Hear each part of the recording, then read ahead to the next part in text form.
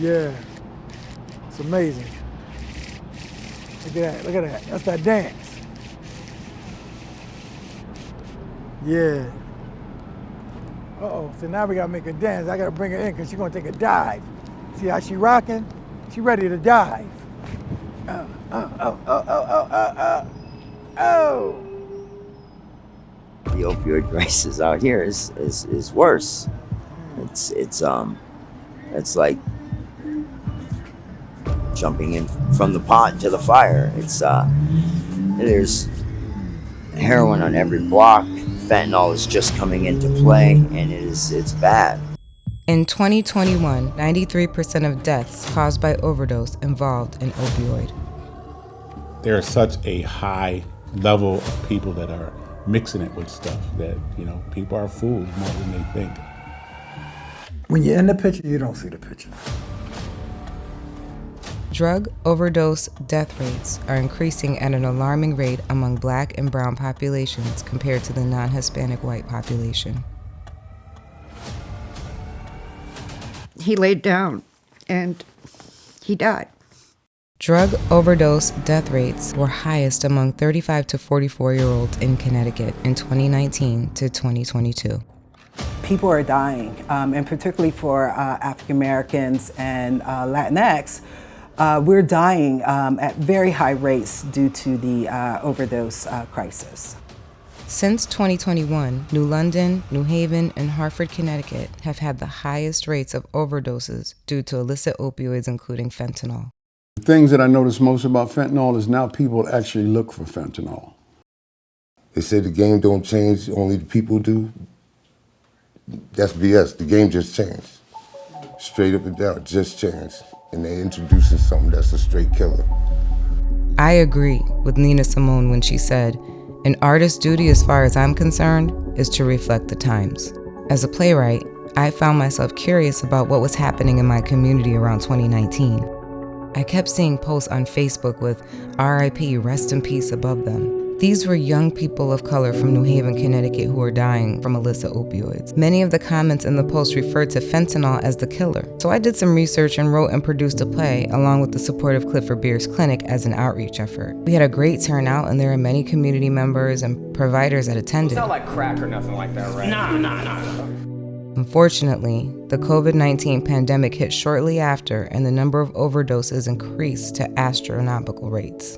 I kept in touch with one of the panelists for the play, Rob Lawler, a drug intelligence officer with New England NEHIDTA. We conducted several virtual screenings of the filmed version of the play for community organizations and school programs. When I was watching the play, the themes that the play was hitting on, specifically around the Black and brown communities in Connecticut and the different struggles they have. So with that, I reached out to the playwright and we started discussions about how we could come up with a new film that really addressed a lot of the issues that the playwright had brought up in Matthew Rising and create something that could be used as a resource in community settings, at schools, to really hit on those issues and really put a spotlight on some of the struggles that the Black and brown communities have when we're talking about mental health and trauma and poverty and addiction. And that's really, the genesis of this documentary. We spoke with several individuals in Connecticut to gain deeper insight into some of the factors that led us here today. We went to New Haven, New London, Norwich, Meriden, and Hartford to speak with people with lived experience, as well as New Haven Yale doctors, professors, mental health providers, recovery coaches, city officials, and young adults who are surrounded by this crisis on a daily basis. As we started the project, I realized we needed to dial things back. We needed to go back to a time familiar to me, when so many of our families were impacted by violence, illegal substances, and incarceration. We needed to break the silence on the streets.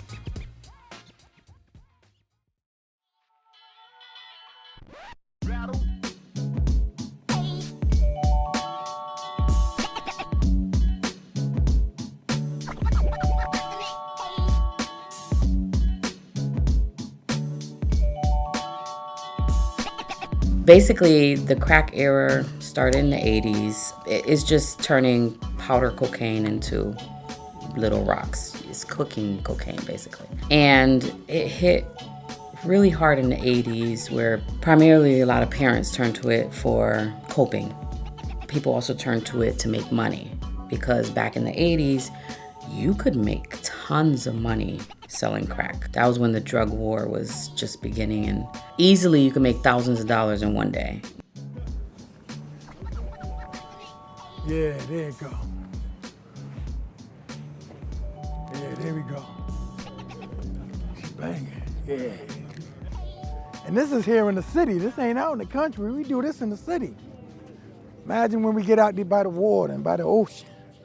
That's what we're trying to do, man, just get freedom. You know, life changes like the wind.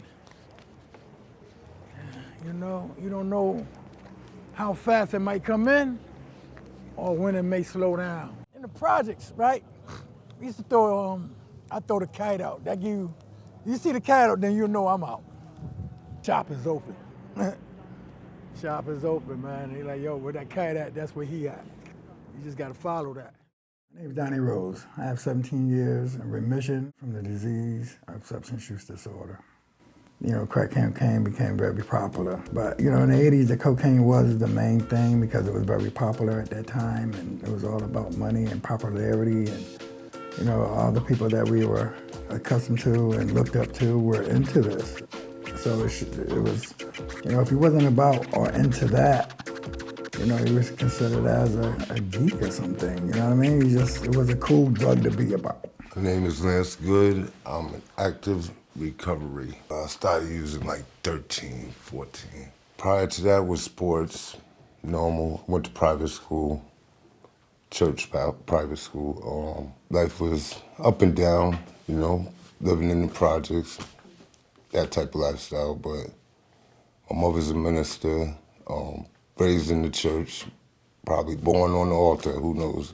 But simple life, pretty much. Me and my brother, I can't stand my brother. We're like water and oil, seriously.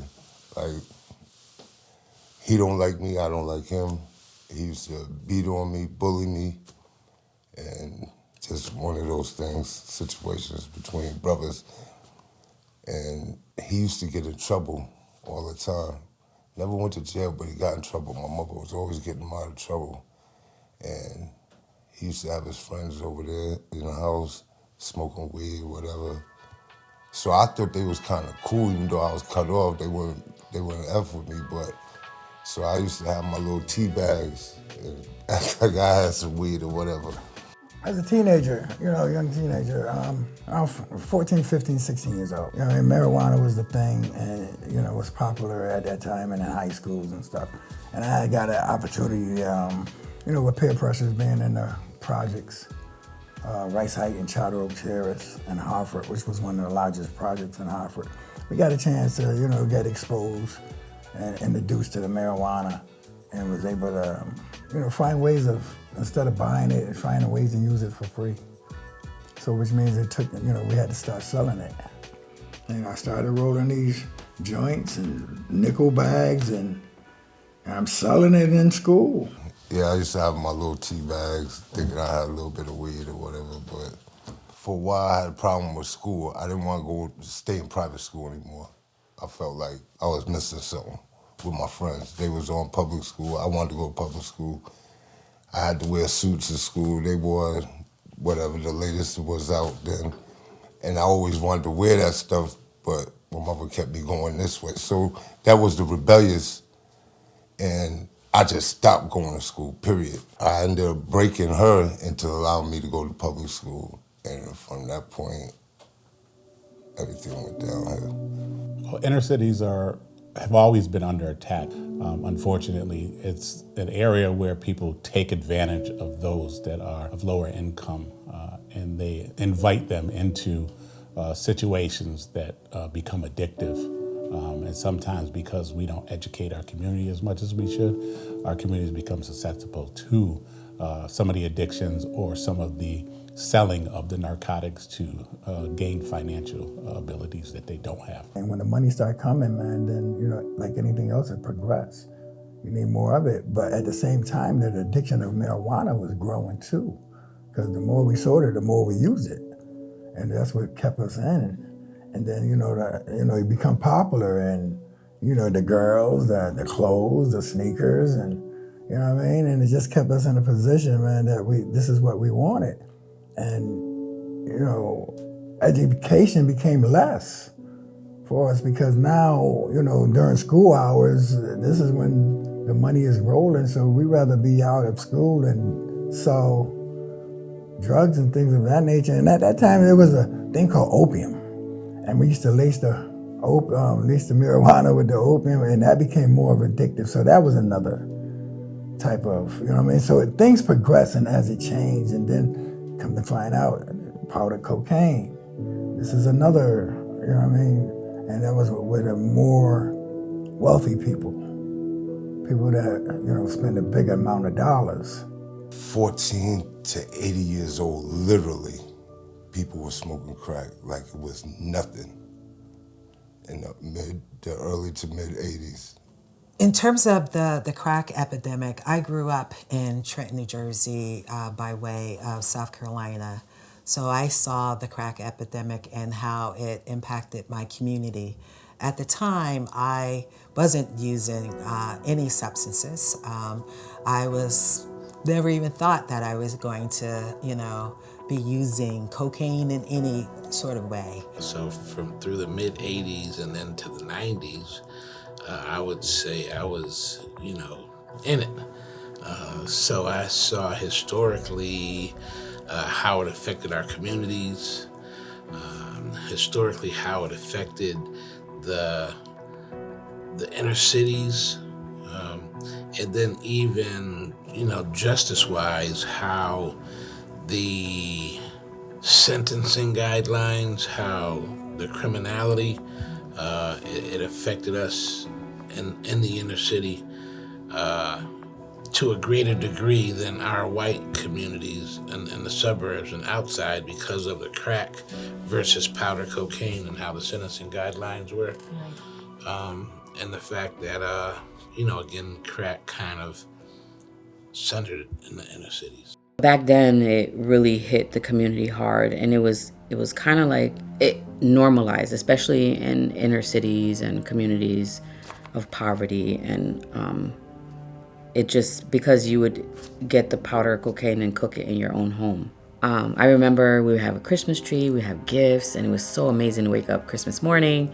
We would open gifts, and I remember one year I had a bike, and I was so excited because I had to learn how to ride a bike. We went to bed that night, Christmas Day evening, and the next morning we woke up and all of our gifts were gone. That's what the crack epidemic did.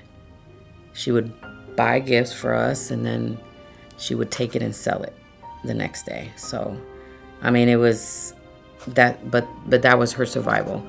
And it all ties to the fact that she has unresolved mental health issues.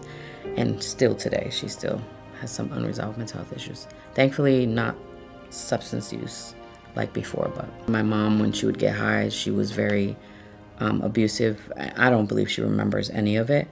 And then also the other safety issue is not having food. Like, I remember like going to bed and my stomach hurt so bad because I was so hungry. Basic things like, I'm thankful that the educational system here was very helpful because they actually would give us everything for free. Free lunch, free breakfast, free books. DCF, Department of Children and Families, took me when I was 11 from my mom. And I never lived with her after that.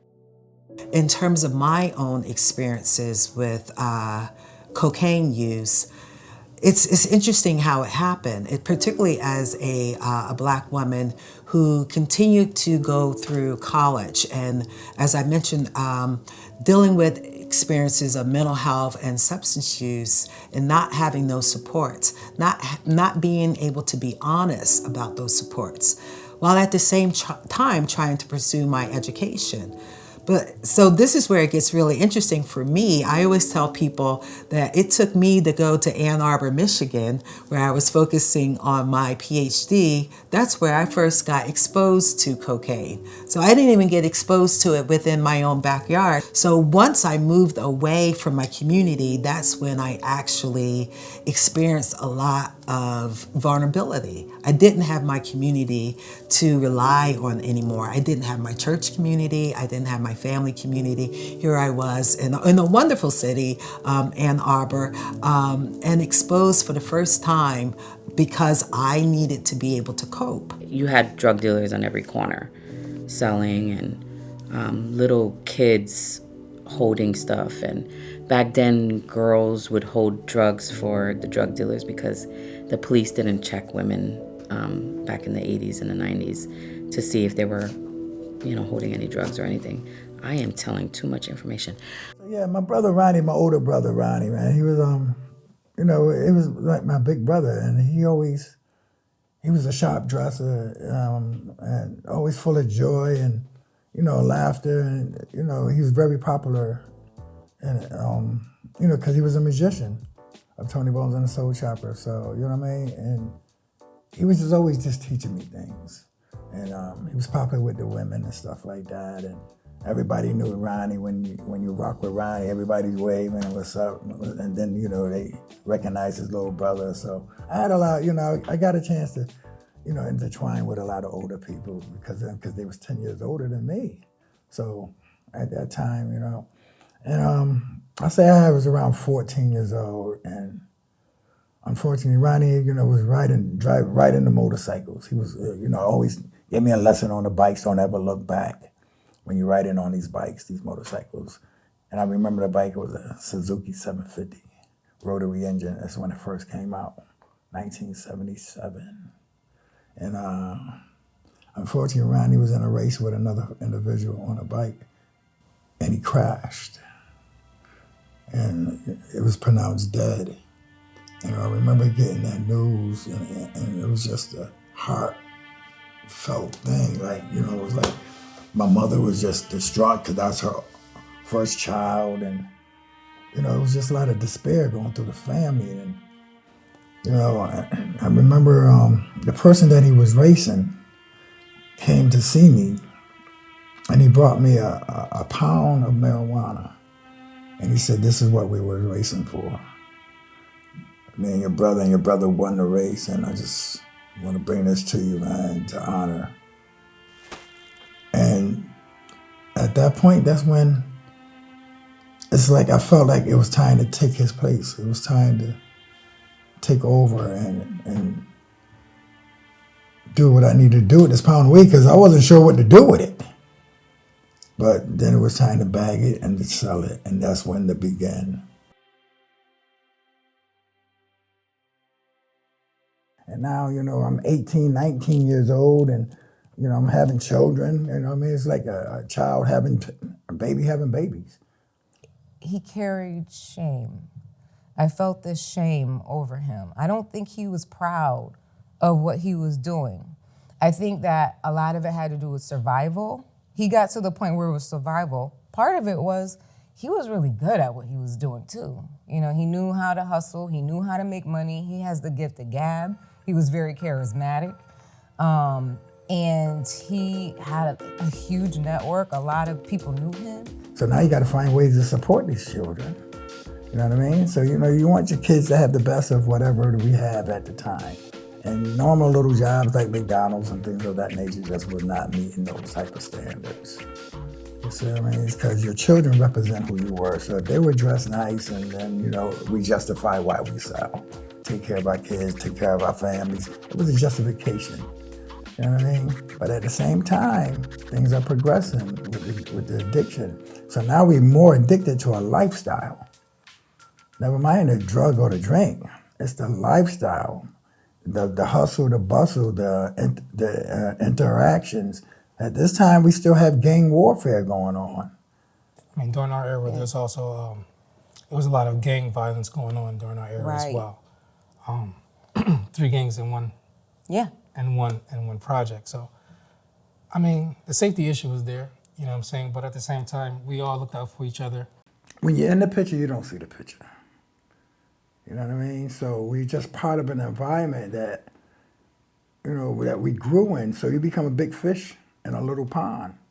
And that's what it's about. And, you got, racial gangs and things of that nature. And when you're part of that, you know, you have to find ways of surviving. There's drugs. It was almost like watching zombies. That's what it looked like to me as a small child. And when I would see certain people standing outside, they just looked like zombies. People drive-by shootings all the time, fighting for territory to sell, you know, whatever product you was working with.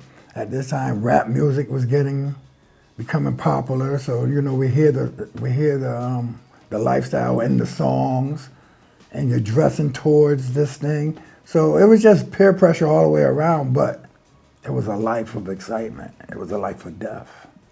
Trying to protect your children, you know, from the environments and stuff. So we just want to protect them, and realizing we protecting them with something dangerous. We use danger to protect our children, not realizing the infliction that we cause into our children's mentality and things of that nature. But this is what we knew, and this is the only thing that we can find protection. And you know, when the word snitch and not telling, this is where the silence of the streets become. You know, we keep that, you know, what stays in the house stays, you know, what's said in the house stays in the house. What stays in our community stays in our community. So, you know, you don't want to go telling on what's going on in someone else's houses because your children can be removed.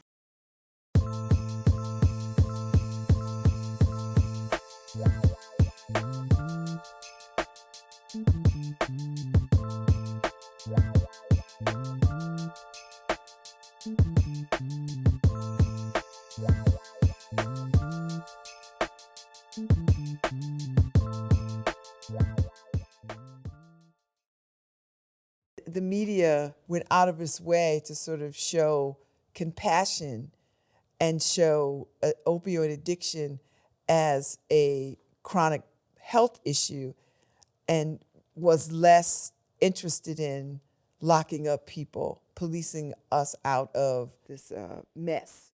Life was traumatic. So there was a lot of abuse, there was a lot of neglect. There was a lot of drug use and alcohol in the house. So I learned not only unhealthy coping skills, right, from watching my mother use, but then also there was just so much unaddressed trauma that the moment that I was able to not feel that by substance use, I did it. My drug of choice was opioids, pills. I've been in remission for 10 years, and September 28th was 10 years. So it's been a long time, a freaking decade. Sometimes feels like a lifetime. But I used for like 15 years. 13 years old, I started using. The moment I got opioids at 16 for a foot surgery, I was like, this is where it's at. So while I personally never went down the path of using drugs, hard drugs, or anything like that, I just remember hanging out with a lot of different friends who had other friends who had other friends that would bring stuff to parties. But I know for me, a major moment that happened that made me decide to not smoke ever again was training to be a CNA. And I was around 19 years old. And I saw a 17-year-old boy in a bed. He was almost brain dead. And that visual was just so shocking to me, to see someone like that in a nursing home. He was so young, and I didn't understand. So I asked one of the nurses, well, what happened? What happened to him? Why is he here?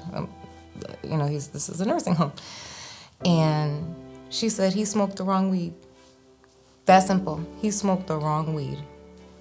And apparently, you know, it must have been laced with something, and something, it didn't, for whatever his chemistry, maybe his brain chemistry, it didn't jive with it for whatever reason. And here he is, the rest of his life, he's gonna be in that bed. I was able to say, you know, to my doctor, oh, I'm having these after, like just making up reasons and ailments for why I needed the pills. And it was very much easy to get them, you know, 17 years ago. It was easy. You could go to every single doctor, and they didn't have these like monitoring surveillance systems as they do now, thank God for them. But at the same time, now the cut down on prescribing the safe medication has then pushed it more out into the streets. I was living in a sober house. I was like, literally had nothing, you know? I was living on my food stamps and a prayer. I tried to be very aware that I have a Black son that doesn't have a father, that has a learning, special learning disability. He has mental health diagnosis. He's got substance use on both sides, substance use disorder history on his mother and father's side. And so I'm very mindful of the school system and how it can impact him and how his community can impact him, whether in a negative way or in a positive way. When I had reached my breaking point, I felt like I was going to have a mental breakdown.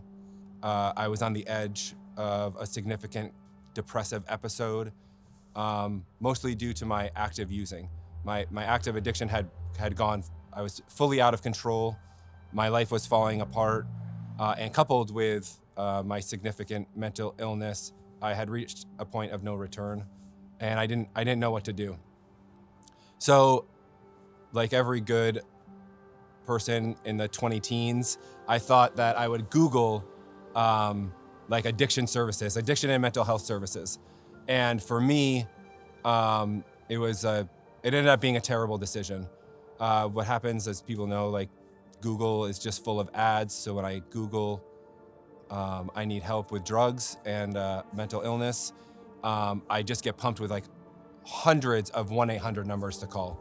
I call the one at the top, and this is just like a headhunting service that is like getting money from rehabs all over the country, and whoever pays the most gets the most recruits. If that's because that's how I felt I was at the end of this part of my life, but we don't have an idea of what's out there when you're an addict. And my personal experience being like middle class and of the skin color made it a little bit easier for me, but that is I know that is not the story. I know it is not the story for most people, and I know the places that suffer from, that are hit with addiction and mental illness the hardest are the ones that furthest from those resources. From a mother too addicted to be bothered to someone who was not ready to be a father, at an early age, I had to learn to take care of myself. And a surrogate parent to my siblings was a difficult task I felt.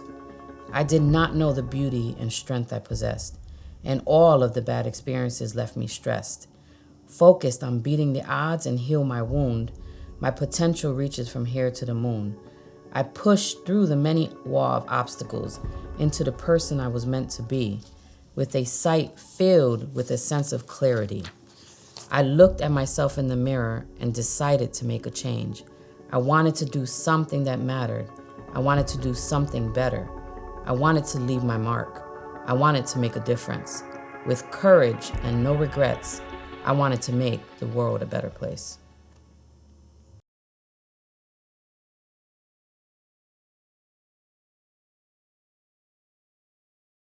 Social determinants of health is described as conditions or factors that involve where people are born at, where they live, where they go to school, where they play, where they worship, where they shop at, and how all these factors can actually impact their health. A simple way to think about the social determinants of health, those are the conditions or the experiences, particularly in ways in which people are born, live, learn, work, age, ways in which people are exposed to their environment and how those environmental conditions might then have an impact on people. For many of us, particularly for those of us from Black and Brown communities, those impacts lead to vulnerabilities, and those vulnerabilities have put us at a disadvantage, where we experience negative outcomes as a result of those experiences. So many of us are dealing with the secrets of trauma, secrets of childhood sexual abuse, secrets of domestic violence, secrets of, all of these things that have placed us at particular disadvantage that we've been told to not talk about, to keep it, behind closed doors. And in doing so, it's even made it really challenging for people to seek out mental health care in the first place because they are ashamed. They don't feel comfortable talking about themselves or their family experiences in front of other people. People are self-medicating. They don't have any options. They're self-medicating. We're being more and more exposed to these substances and not enough intervention on the government level to really understand what are the issues that are impacting Black and brown people and how can we intervene. Stigma shows itself in many different ways, and it is often detrimental to someone with a substance use disorder. If society deems us as unworthy, we will feel unworthy as an individual.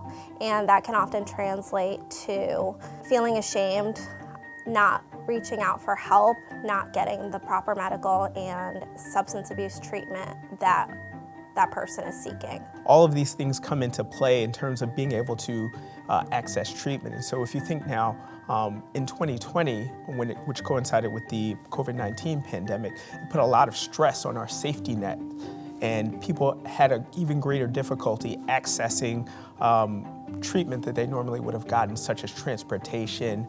So that was one thing. And then also the availability of clinics. Many clinics closed down during that time, and so many people who were on treatment were no longer on treatment. In addition to that, if you think within inner cities, accessibility to housing and also poverty, all these things, structural racism, all of these things affect one's ability to seek treatment if they have an addiction, and also their likelihood of engaging in risky substance use because of all those risk factors. Safety, believe it or not, is literally one of the #1 concerns of Black and brown people in inner city communities. I don't think a lot of people really understand that, and I'll give you an example. We held a community conversation, and the big question, the big topic is, what do you think is affecting your mental health? What are some of the causes? What's bothering you? What was the biggest thing they were concerned about? What was causing them issues with their mental health? What was stressing them? Bills. You thought it was bills? Yeah. I was gonna say money. Money? I think bills. Okay. Yeah, bills are just purpose in this world where they feel they belong. Okay. I was gonna say that's why I said money, because it brings you everything. It's bills and money, yeah. Money, Okay. money probably too, Yeah?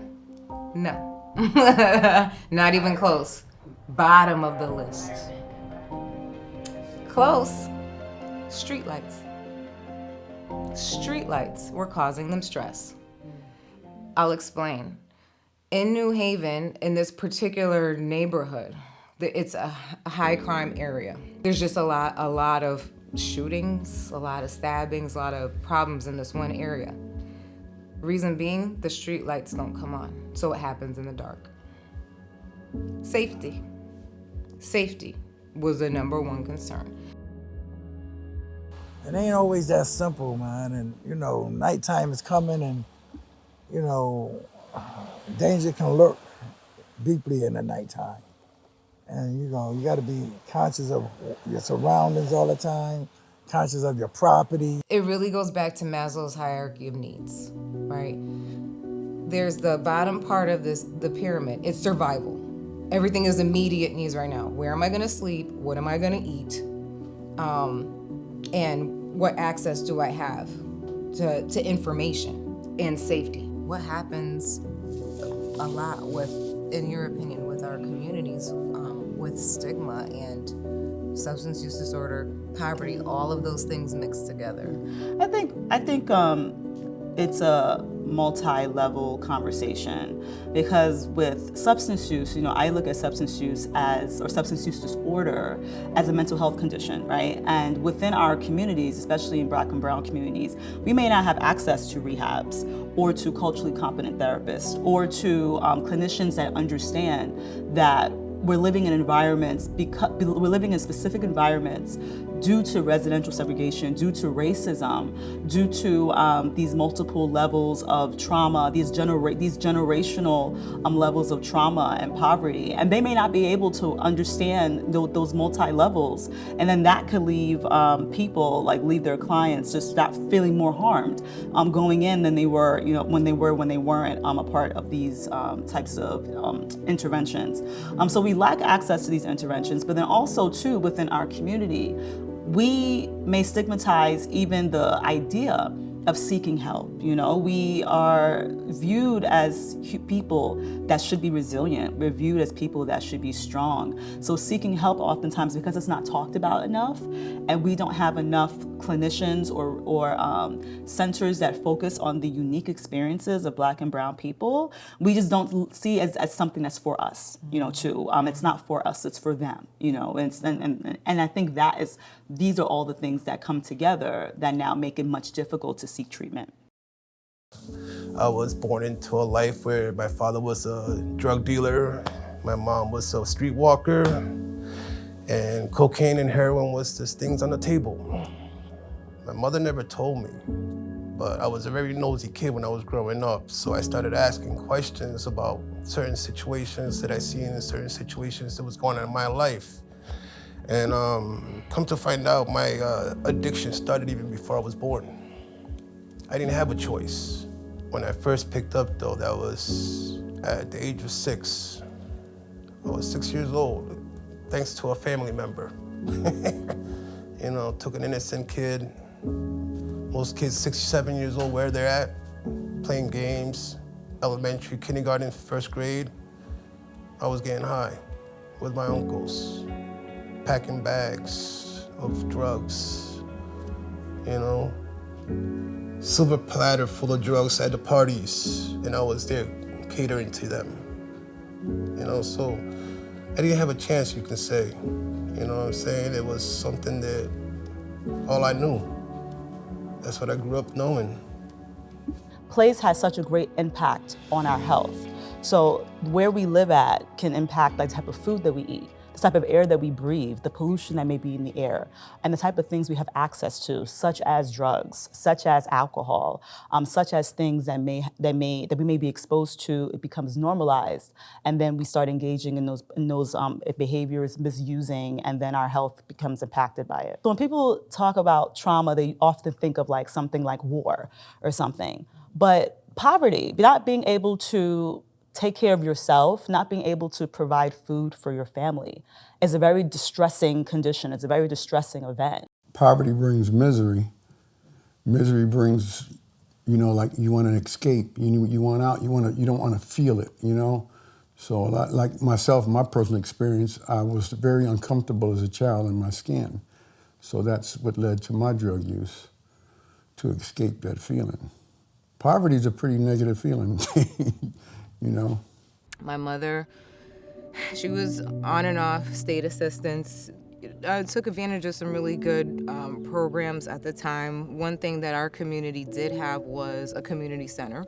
It was underneath a library, so my sister and I knew we could always go there if we needed anything. And my mom really struggled around that time. So by this time, she had already had 2 little boys, so I was 10 years older than them, and she was pregnant with her 3rd. That was a time where she just couldn't be present as a mom. What ended up happening was my sister and I really had to fend for ourselves for a good while. We walked a couple of miles to that community center. We had to, we bagged up a lot of food, a lot of the canned food that people were donating there. We were digging in the clothes bins. We had to basically provide our own food and clothing. My mother was not buying clothes for us at that time. We did have somewhere to live. That's great. We were in public housing. But we would go and get the food for ourselves. We would get the clothing for ourselves. Our medical care wasn't really taken care of. I don't know if people really understand that there are kids who are having to raise themselves because they're living in a kind of a traumatic situation. There are parents who are children raising children, because that really was what it was. My mom was a kid raising kids, you know? My dad was, at this point, in and out of incarceration, selling and using. And we had to figure things out. Well, there's also this silent poverty that you don't know about. So I think like educators, administrators, program providers, they don't know the day-to-day. They may not know the logistics. They may not know all the things that kids are going through and families as a whole. Generations, Black and brown people haven't been treated equitably over these years. I feel that it has impacted our communities to this day still, where we have food insecurities, housing insecurities. We have all types of pressures that lead to chronic stress, which then that equation equals, so for some people, drug addiction, drug trafficking, in order to make money to live in a city that's being gentrified, where now you're being displaced, sort of like a modern day Trail of Tears, where what options do you have? You know, you either want to get lost with substance use issues or just the chronic stress that will hurt you. The other social discrimination that happens in our country is that, in particular, our health system is designed to think about people of color as folks maybe who don't feel pain the same way that white folks might. And so distrust builds with the community, like I'm not gonna go get help because this person, is treating me with disregard. And also then there's a whole group of folks who just don't trust the treatment. We have impacted so many individuals with embodied trauma, from slavery to poverty, and that trauma actually gets embedded into the genetic coding of a person's body. So Native American, African American heritage all sort of have this embodied body primed for having experienced a lot of trauma. And what that does is it can make a person's body more susceptible.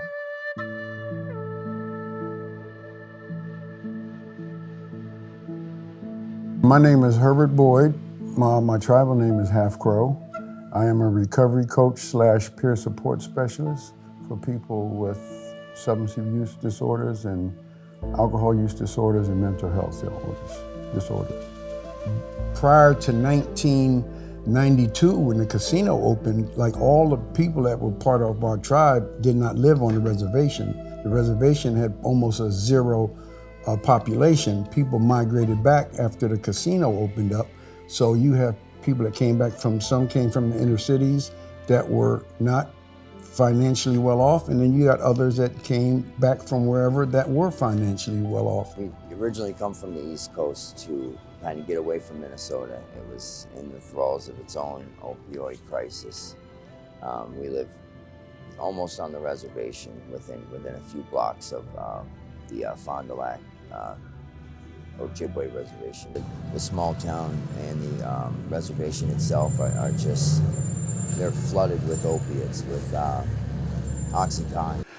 Well, as you know, like any fairly recognized tribe, it's a sovereign nation that they have their self-sustaining with their own governments and everything. So they get pretty much to set, they make their laws just like out here in society makes their laws.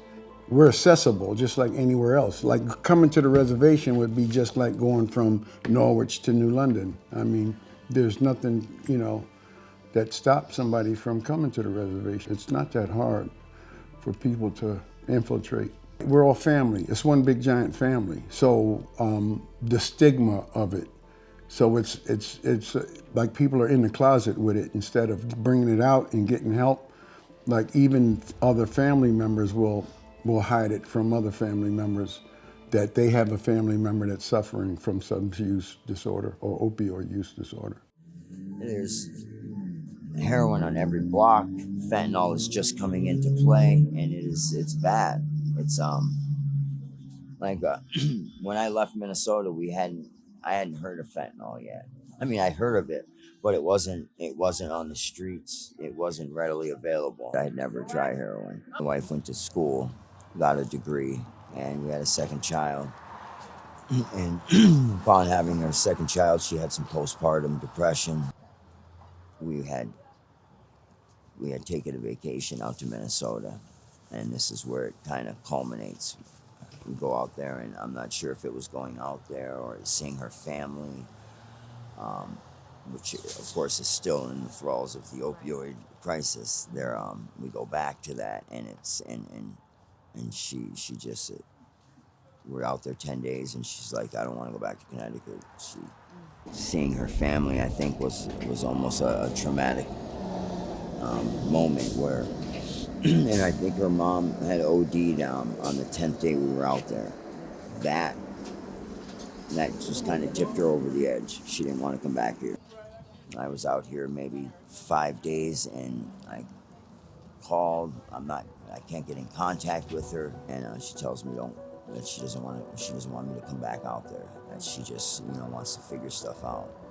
So then here I am. I'm sitting here in an empty house, and my kids and my wife are 1,500 miles away, and so then I start using fentanyl. I spoke with Miles after we filmed his interview. I asked him about his current situation. He is currently homeless and living on the streets. He is sleeping in stairwells. He comes to Hartford Harm Reduction Alliance Drop-In Center on Albany Ave for food, supplies, and a safe place to use clean needles.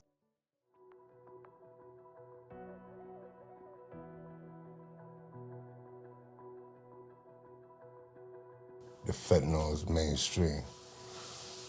And at one time, if it wasn't fentanyl, I didn't want it. That's how real it was, because I had what I thought was a heroin habit, and I had bought some for somebody, and it didn't do nothing for me. I was still sick. And a friend of mine, God bless his soul, said, I know this dude, give you 4 bags for $20. I said, yeah, right. Whatever, when we got it, and I sniffed one of them, it was like a brand new day. And I was convinced. I was like, that's it. I ain't chasing that, because I can't find it, and whatever the case might be, I'm gonna stick with this. Biggest mistake of my life.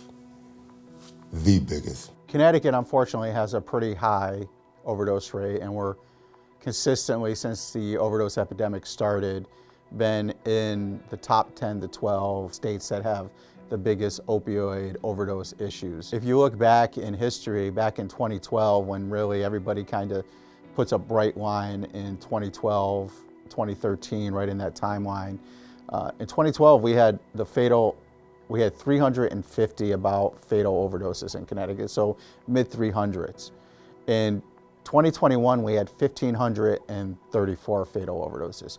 So you're talking about, in a 10-year period, a massive explosion in the amount of fatal overdoses we had here in Connecticut. It's primarily driven by fentanyl. Our fentanyl, we have, according to the Office of Chief Medical Examiner and the Connecticut Department of Health, about 86% of all our fatal overdoses are attributed to fentanyl.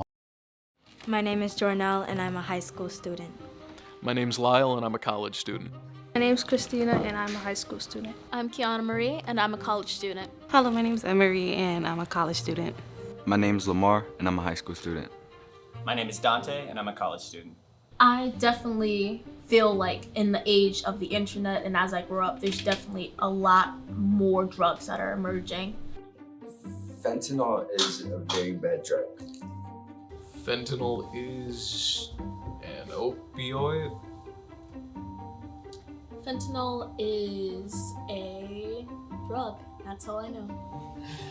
Fentanyl is really, really, really bad. It kills a lot of people, and it comes in like all sorts of forms. That's what I heard. I would say fentanyl is dangerous, and it can be disguised as something else, and you will never know until it's too late. Just in 2021, my aunt got laced and just died. Apparently, it was her first time ever having that, and it just killed her outright. It's hard for me to gauge exactly how dangerous fentanyl is because there's such a lack of information on it that's being given out to the public, to where I'll hear a news story that's like, as Lennar said, someone will touch a dollar bill and they died, or someone is a repeated user and they're still alive. So I'm quite unsure. So a couple things I heard through our discussion earlier is, we were talking about fentanyl. Fentanyl is a very potent synthetic opioid. And what that means is it's chemical-based. Heroin was a plant-based opioid, and it absorbed through the blood-brain barrier a lot slower. So that's one of the reasons why fentanyl is so dangerous, because of that quick absorption into the blood-brain barrier. It is approximately 50 to 100 times more potent than heroin. That's another reason why it's so dangerous. Fentanyl is an opioid, much like morphine or heroin. However, it's available in the hospital, but the fentanyl that people I think traditionally are speaking about and is likely causing all of the overdose deaths is manufactured in the streets or synthetically illegally manufactured. And it is the major deal about it is that it's up to 100 times more potent than morphine. Yes, and it's easily manufactured, so it's not like heroin that required really plant-based, the opium plant, and that had to be then converted to a drug and then transported. This is very, unfortunately, easily manufactured illegally in plants, and people can make hundreds times more of it than they could of heroin and transport it, since it's a very tiny amount, since it's 100 times more potent than morphine. So much of it can be shipped from illegal labs to places throughout the US. It causes an unbelievable feeling of happiness, and there was a huge article about it once that depicted certain things like almost being enveloped by God, if that was what one would think of. But that only happens the first or couple of times that you use it, because our body gets used to it.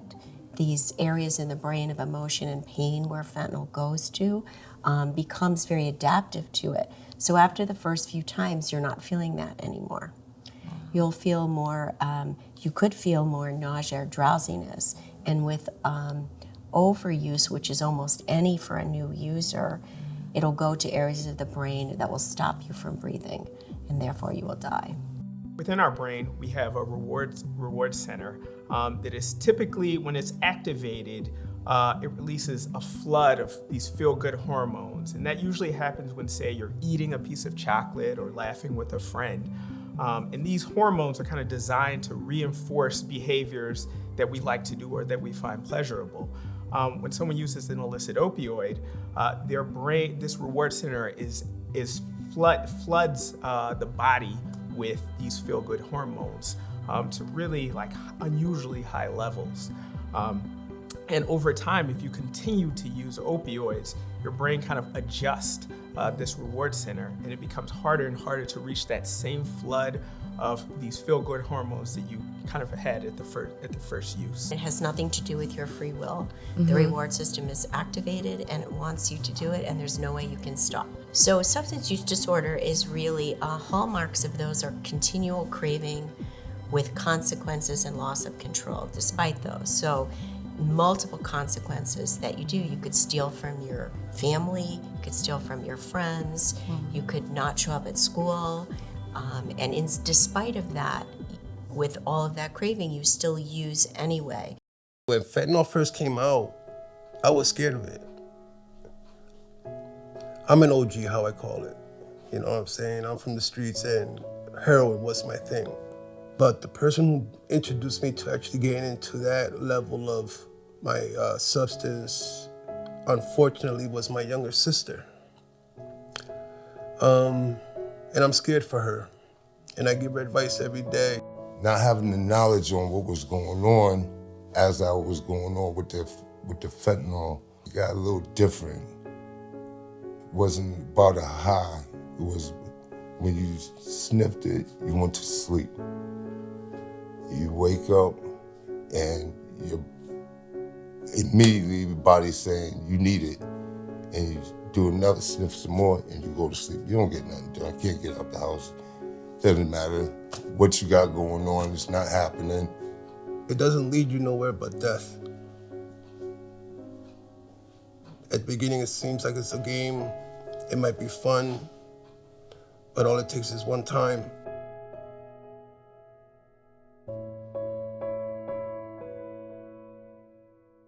It's hard to detect. It's because it's in everything. You know, they're pressing it into pills. We've had people smoke marijuana and have fentanyl overdose. It's in crack, it's in cocaine, it's in everything. So, and the amount that it takes for somebody to overdose is really minute. Fentanyl was what I'm recovering from right now.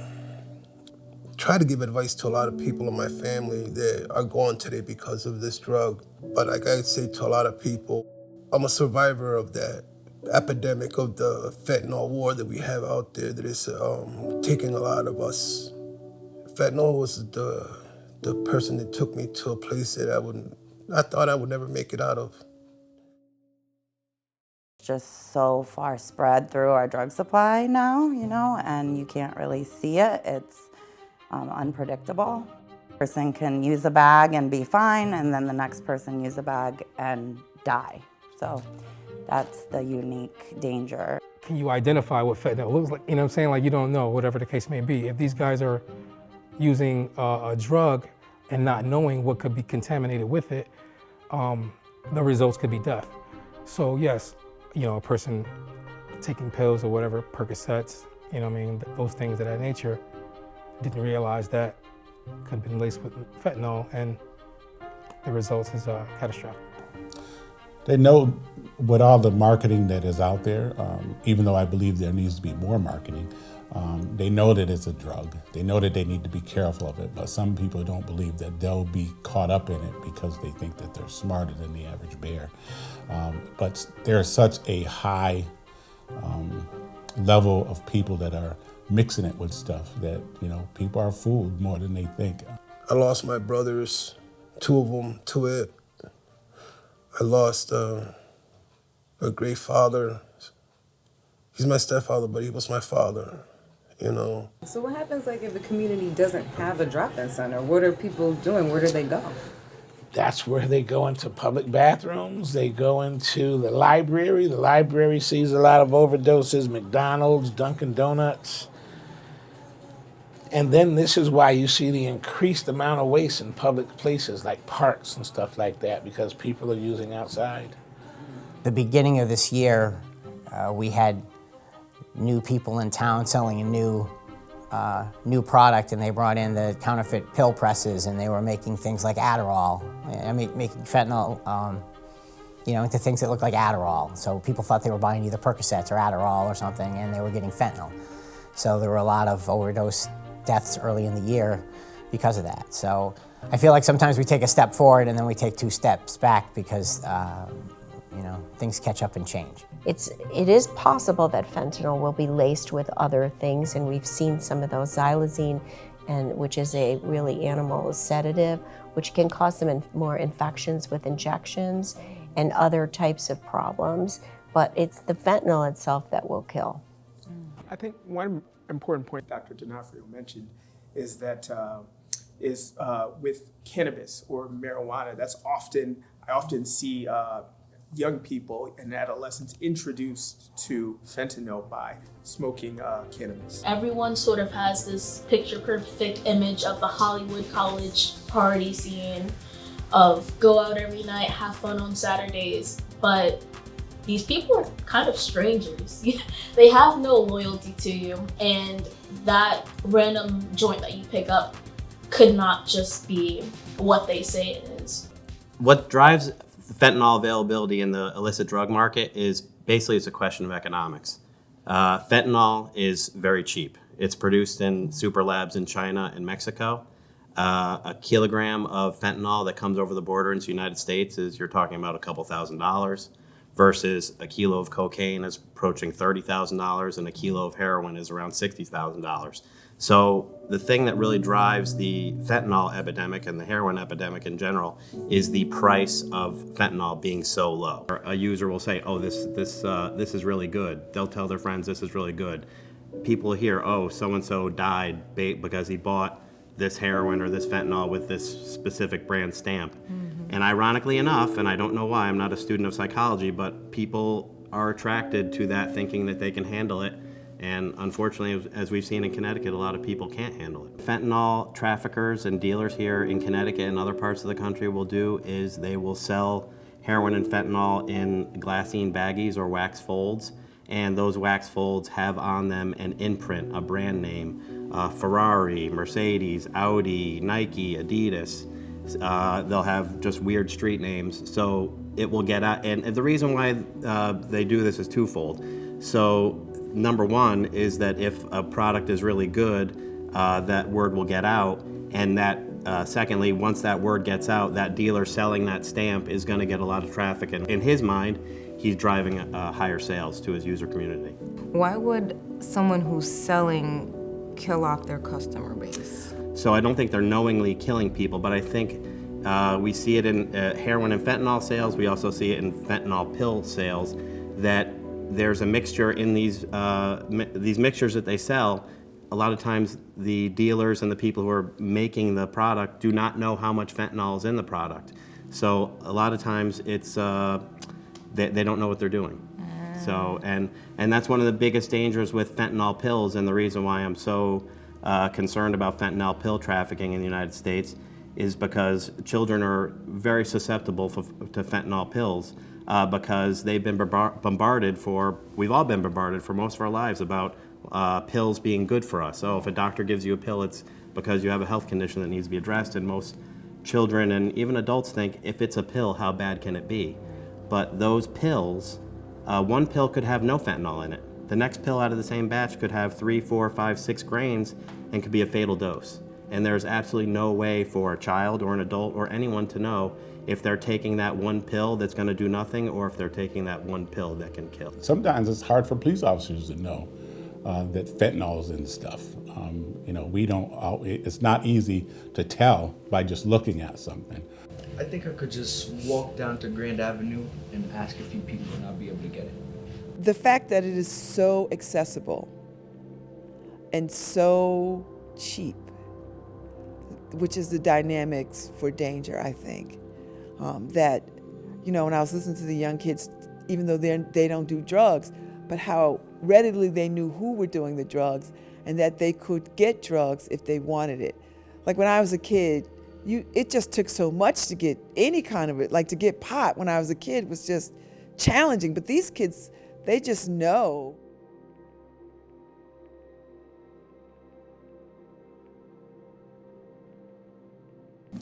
The U.S. Attorney's Office has a multi-pronged approach, which includes enforcement and education and outreach. On the enforcement side, our prosecutions and investigations are targeting the most significant drivers of this deadly scourge. So we are focusing on the large drug trafficking organizations, and we are focusing on high-volume dealers via mail and via the dark web. With regard to our large volume drug trafficking organizations, those investigations are typically led by FBI or DEA, and they involve coordination with our state and local counterparts. They last a very long time, months long often, and get very detailed. And our significant purpose of those investigations is to dismantle the drug organizations. When it comes to our large volume dealers via mail, we often partner with the United States Postal Service and FBI for those investigations. If it's encountered in a border search or encountered in a package that's intercepted by law enforcement or maybe seen by a person who doesn't know what it is, they might dismiss it as, oh, that's candy or it's children's playthings. When the other factor is that these things look attractive to children. So that's another means that they can increase the base of people that they can sell to. If these drugs also can appeal to children, because that's the next generation of their customers. We are focusing on the dark web. Our state, local, and federal partners are also focusing on the dark web. It's a primary focus of DEA. It's a focus of FBI and the U.S. Postal Inspectors. Parents don't know how the dark web works. A lot of kids don't know how it works, but there are children that do know how it works, and so the cyber end of our investigations are something that we put a lot of focus on. We have programs through DEA to train investigators how to exploit the dark web. We just look at the statistics from last year, 2021, and we look at the number of people who died of homicides, car accidents, suicides. Those number about 800 people.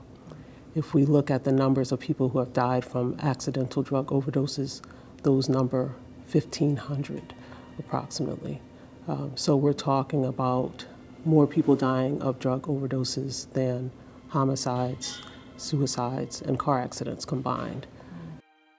Over the years that I've been in the school system, I've lost students through drug overdose. I have heard stories of family drug use that have impacted the student's friends, that they've lost friends through various drugs.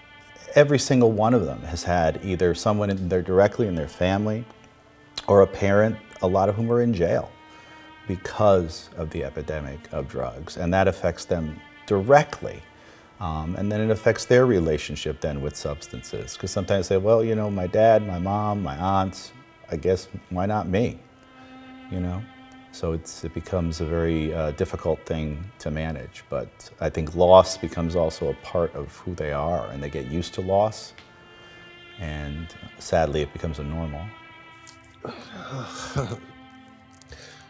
Along the sides of having a good life that I had and going through the troubles that I went through, the biggest downfall of my life that I lost because of the lifestyle of the streets was the love and respect of my kids. But most of all, I lost a really close person in my life.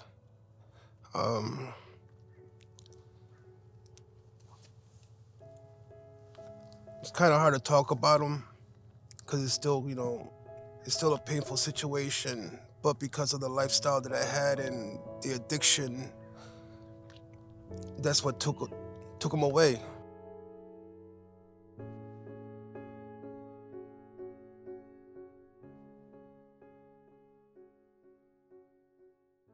My name is Mary Ellen Godin.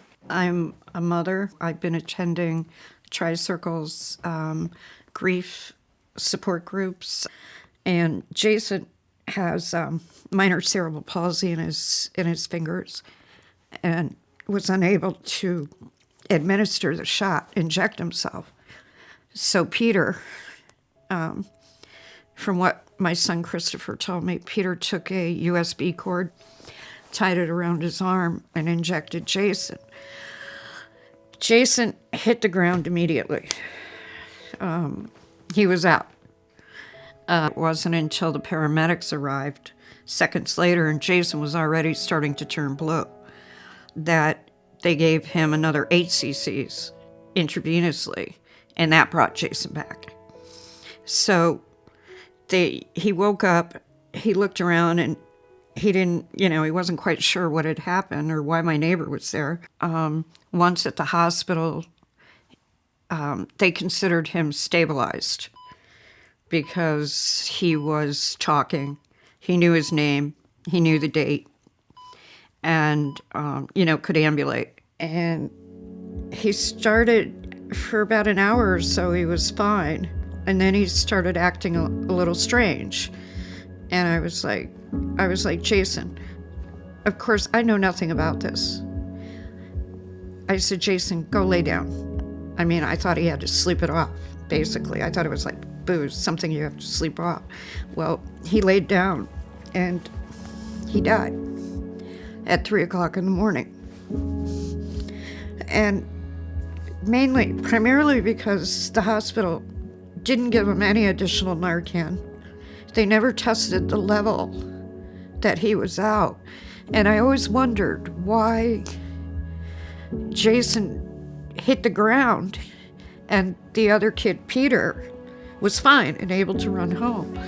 And it was because Jason had no tolerance. It was the first time he had ever gotten any kind of fentanyl in his system. So, of course, his body reacted differently. And this is what a lot of people don't understand, is that first-time users, those impacted the first time or those not really used to it are going to be the ones that are going to die.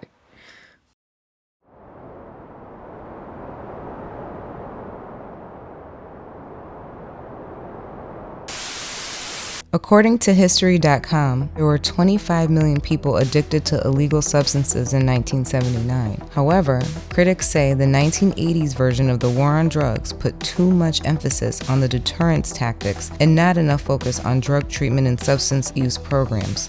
When I was a kid, I remember seeing the commercial where they cracked an egg on a frying pan and said, "This is your brain on drugs. Any questions?"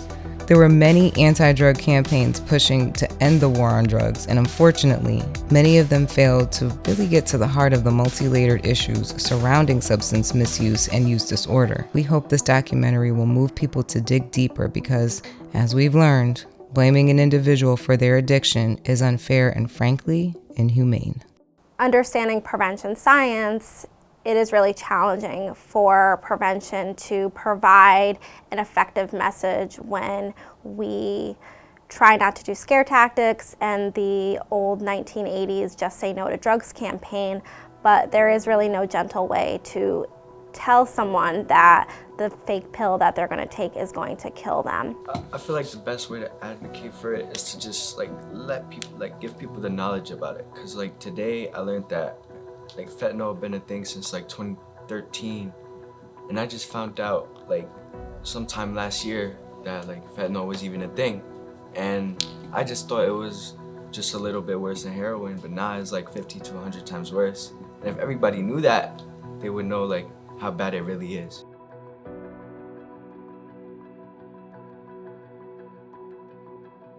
I think the most receptive type of teaching adults can give, especially to the mid-teen adolescent age, is just be as honest and matter-of-fact as possible. Nothing makes someone turn their ears off quicker than those boogeyman ads. Even the vape ads you see on commercials now are bad. It makes vaping look like a silly monster thing. Just explain the downsides, explain what happens to you, explain what it's doing. That in and of itself is the perfect deterrent, is just learning what it does. Also, I'll say, I feel like adults shouldn't be uncomfortable to have these conversations just by everything we see on social media. Everything's different than it was 20, maybe 30 years ago.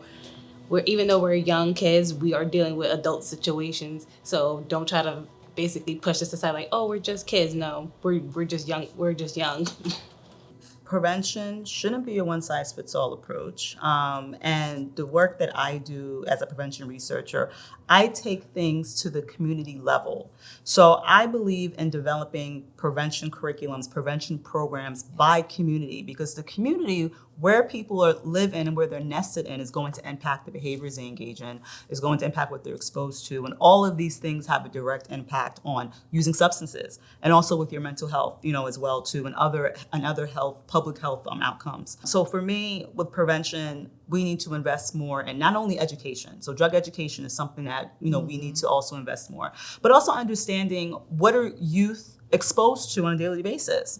Are they exposed to liquor stores on a daily basis? Are they exposed to tobacco outlets and other venues where drug use or drugs are sold legally? Are they exposed to that, on a daily basis? Because that's going to have a direct impact on how they view substances and their normalization of substance use in their immediate environment. On the prevention side, we are focusing on making sure that we get the word out in the schools.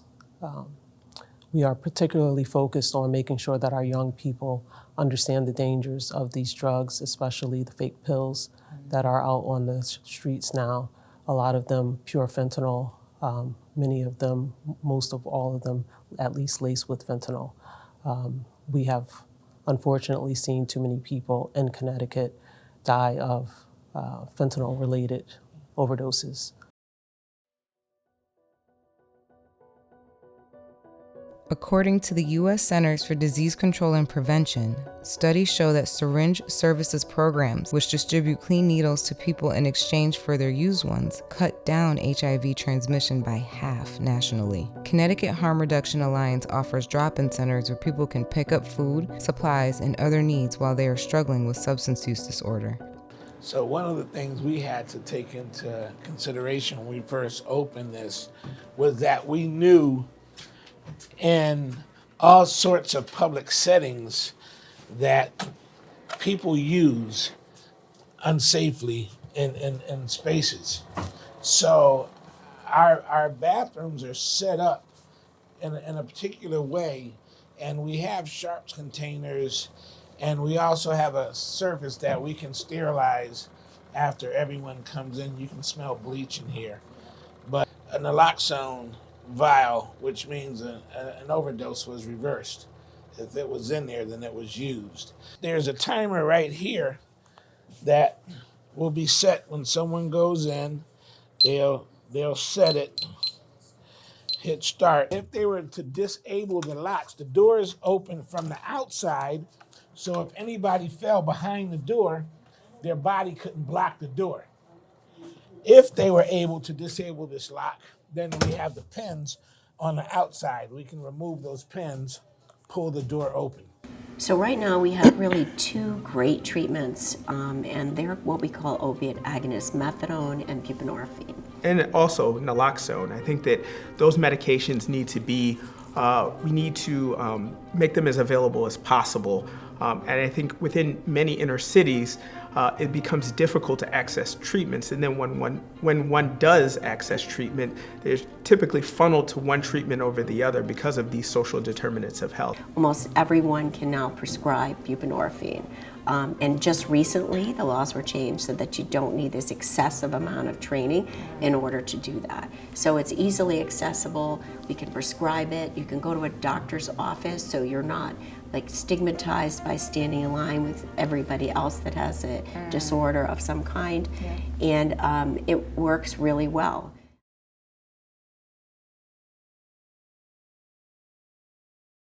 When the substances seemed to change and the behaviors changed, things were getting worse. And of course, the disease that I know now operates from shame and guilt. So this says Crusher, and it has a skull on it. It's one of the stamps on a different heroin wrapper. I think we found three different kinds now already. The stamp is important when the police say to leave the things that are there.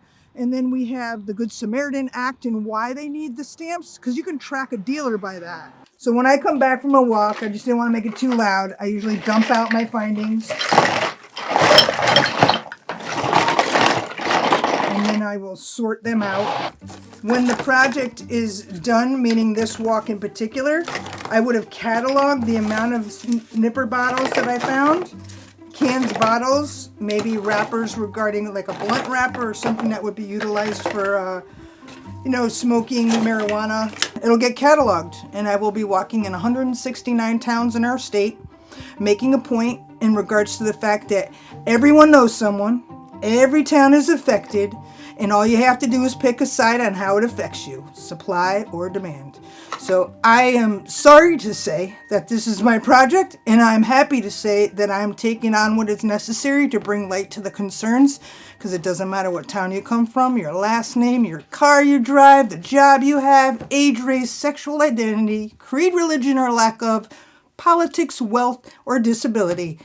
The disease doesn't care, and it wants to harm people, and as many as possible. So I'm using this to be able to look at things systemically, individually, in every community, no matter of, period. We have 5 glass top boxes. Each one of these glass top boxes has a different substance in it. And what we do is we make sure that parents, guardians, loved ones, and professionals know what it is that they might possibly be looking at. This particular glass top is crack specific, a cocaine derivative, and that is smoked. And a lot of the times people don't know right over the counter. These little flowers are what's inside the glass tubes on top of the counters in the convenience stores. So if you see a flower, and then, hey, I just bought this the other day. Not to stick anybody out. I bought this in a convenience store and they asked me if I wanted Chore Boy with that. Chore Boy is the scrubbing product for your dishes that's used as a filter with inside a crack pipe. But if you didn't know, you didn't know. So I started this project many years ago because that's what started coming up with parents, guardians, loved ones, and professionals. They just didn't know. It's super important for me to let people understand why I started doing this in the first place. Not only to connect ourselves in towns in the state of Connecticut, 169 towns, but it's to really use it as a tool to make change within the system that I believe is broken. And I want to be part of that change. We will continue to provide the support for individuals and families so they can overcome the disease of addiction and move forward. And for all those folks that have died due to a substance-related passing, I want to make sure that they're not gone in vain and that their loved ones that are left behind will start being considered part of what is needed for change, because their lived experience is important and their loved ones mattered.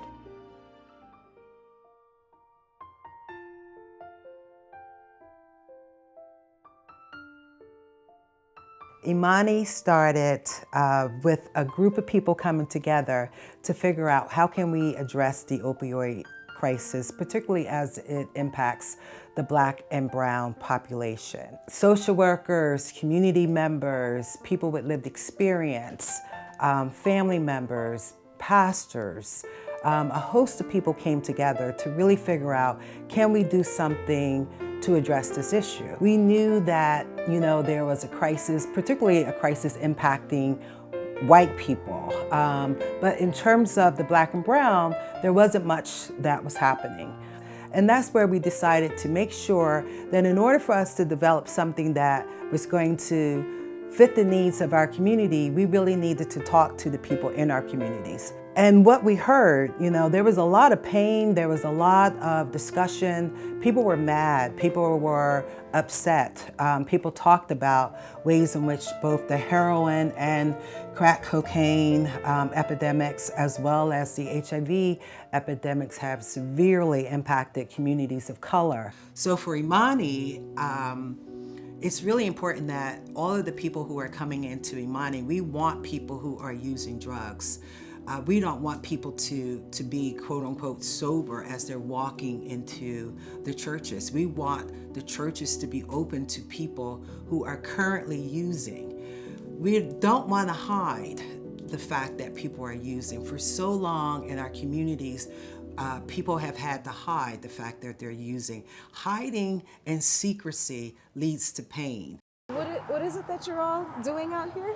We started maybe 8 months ago coming out to this particular park because we knew that there were needs out here in the community. I grew up in the North End. Yeah, it's really an important part of my life. Yeah. Suppose it's bad weather. We're out here in the rain, the snow, it doesn't matter. That doesn't matter. That it was like 20 degrees, we were here. Yeah. Know they're loved. Yes. And a lot of people around here don't know they're loved. I've seen the challenges that nonprofits have experienced from trying to continue to be the backbone of urban communities or predominantly Black and brown communities. But what I've also seen is this disconnect where there are nonprofits that are trying to do good work but don't have enough resources, and then they're competing with another nonprofit who may have more resources or less resources. There may be politics involved and so forth. So then they're not communicating with each other. The resources are not properly being funneled down down to the community members who need it the most because of all this either confusion of what is actually even available. I just think that we can go much further if we work together. Yes. You know, that's what I said. We go much further if we work together.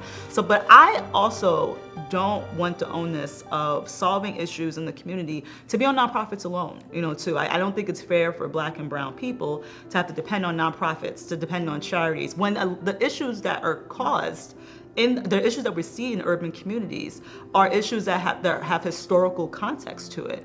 These are issues that tie directly to our government. So our governments should be, you know, directly working with nonprofits, being able to develop these consortium of nonprofits that are in urban communities and figuring out what they need so that they could get the funds and the support that they need, and then we could all work together to solve these issues.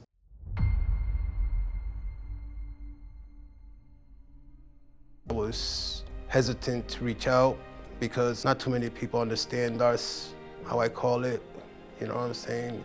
If you've never been in this kind of situation or ever been an addict, you'll never know what's really going on with us. I give you credit if you book knowledge, you know, but you can't help me if you've never been there. Well, I'm a person in recovery myself. I'm a person in long-term recovery from alcohol.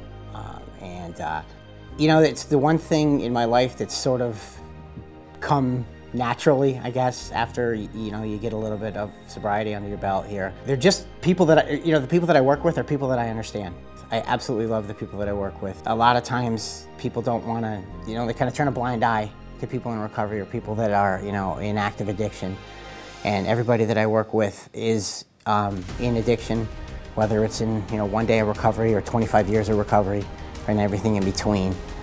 That plus, if you throw in a co-occurring mental illness, it makes it really difficult, and it's just, it's a wonderful thing from day to day to be able to work with people that are like me. I'm very out and open about my own experiences. I integrate all of me in all of my work. It's really, really important that I do that. I've had people say to me, you don't have to do that. You don't have to put yourself in the same camp as those people over there. And I said, those people are me. Those people are me. I'm just that close away from being in the same situation that they're in. And I could still go back to that same situation tomorrow. And I think that's why it's really important that we not think of this as a them problem. This is a us problem. This is a problem that can impact all of us. And I got a chance to go to a church called Shiloh Baptist. And I got a chance to talk with a Bishop Watts there. He gave me an opportunity. He sat down and talked with me and enlightened me that, it's not who I was, it's who I am. And I am a child of God, and I get the opportunity to change lives and be a servant and lead and hold a light for others. And that's where the volunteering part took in. So for, the last 17 years, you can say, I've been volunteering. Even when it comes, to transitioning for a lot of us, man, it takes resources. Like the wind, to hold that kite up, man, it takes a lot of people, it takes a lot of resources, it takes community, it takes people to believe in. A lot of us, when I came through this transition, I went through a program and then I ended up going to a sober house, which didn't work out for me, because of the behaviors I was carrying with me. But then I reached out to the community and, I went through a shelter. I got a chance to take advantage of some of the resources, such as for housing. And these resources helped me establish myself and get myself grounded. And that's why I always compare it to kite flying, man, because at some point, it takes more than just you to hold yourself up. Oh, they used to say back in the day, man, it takes a village to raise a child. Well, it takes a community to sustain members in the community to help them realize that things is possible. It took a minute to get this kite up, but once it took hold and got a greater understanding of what the purpose was, it went up. And now it's all about maintenance and trying to keep it to stay up.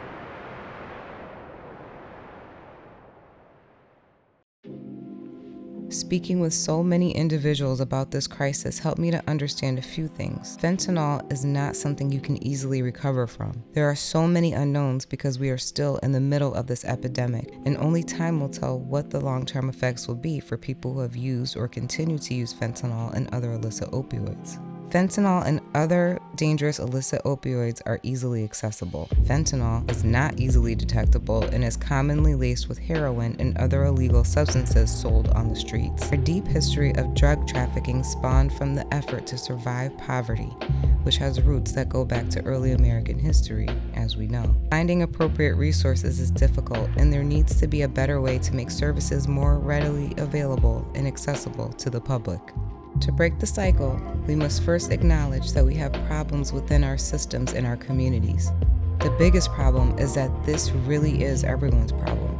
And the sooner we recognize this, the sooner we can help our communities heal. We are in this together, which means we as a society need to take action and help lift each other up. To break stigmas, we must hold ourselves accountable.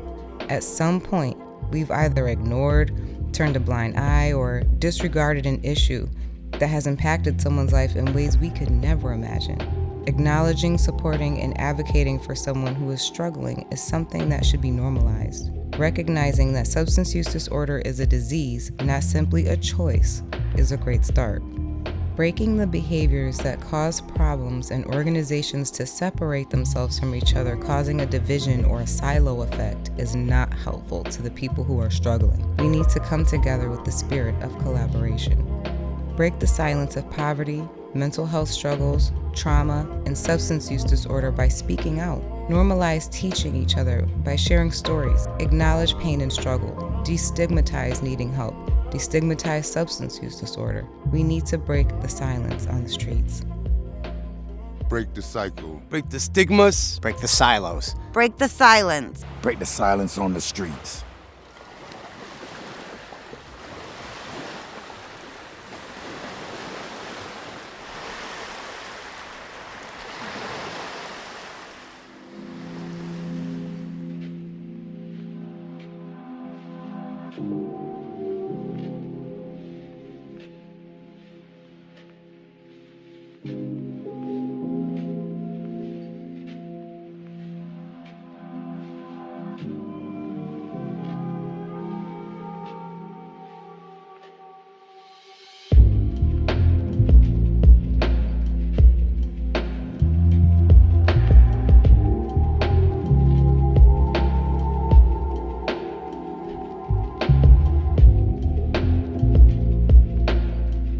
One. Okay.